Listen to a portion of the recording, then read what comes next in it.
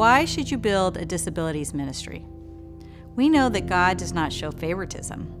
The gospel does not discriminate. When Jesus walked the earth, he extended his love to a man who was born blind in John 9. He extended healing to a man who was paralyzed in Luke 5. He reached out to those who were disabled.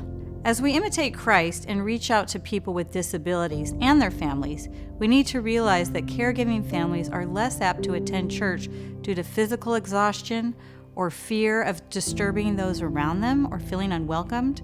In fact, nearly 50% of families with disabilities say they do not attend church because they do not feel included or welcomed. These are the very families that need to be embraced, supported, and shown the gospel through a disabilities ministry. We want to support the parents with biblical truths like James 1:16-17 says, that God gives good gifts even when they come in unexpected packages of a disabled child. As the church, we should biblically help navigate through this with them. What is the goal of disabilities ministry? To give the person with a disability access to the gospel in a way that they can understand, and to lovingly care for their family who is likely weary.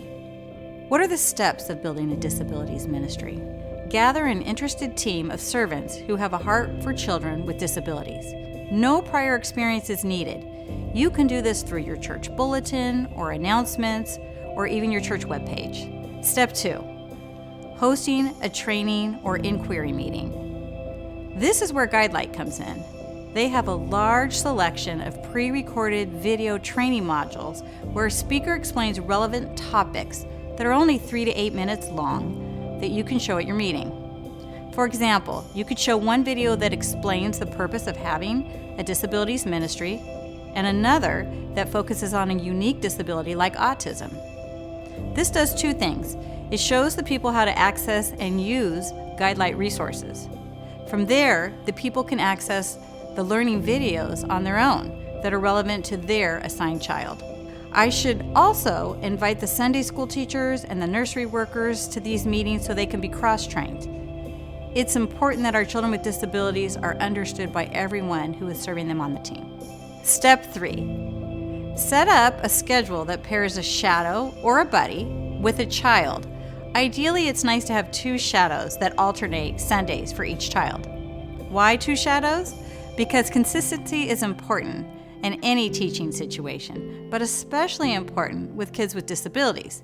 They are usually doubly challenged with change.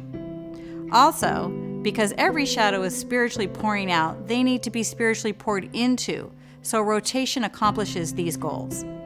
Step 4, how will the shadow know what to do? The ministry leader will have each parent fill out an intake form that explains their child's needs, their likes, dislikes, triggers. My intake form is a hyperlink from our church website to a Google form I created that goes directly to my email. I make sure each shadow reads it in advance. I then attach a printed copy to the child's notebook. They each have their own personal notebook that is kept in the classroom. The shadows can write notes in a notebook of the child's successes and failures for continuity of care. This also allows the entire team, including the Sunday school teacher or nursery workers, to read about how the child needs to be best served. For example, we have a child in the nursery who has some sensory needs. When they play a certain music video, something on the TV scares him, so the shadow will remove him from the room or change the music video. The shadow keeps the nursery staff informed so everyone can be part of giving loving care in Jesus' name. Now the nursery staff knows that when this child is present, not to play those videos.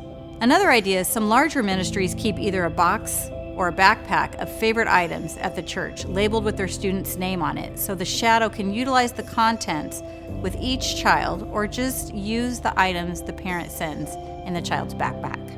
We have shadows work with students by sitting with them in Sunday school, assisting them through age-appropriate classes so they can access the gospel. We have shadows with students in the nursery. This is especially helpful to parents and siblings who are so tired when their children are young. We have shadow sit with kids in the main service.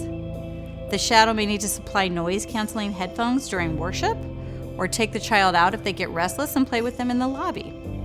truly, each shadow customizes what they do to suit the need of the child. So these are just a few ideas of how your church can start a special needs ministry, which would be such a blessing to those families who would utilize it.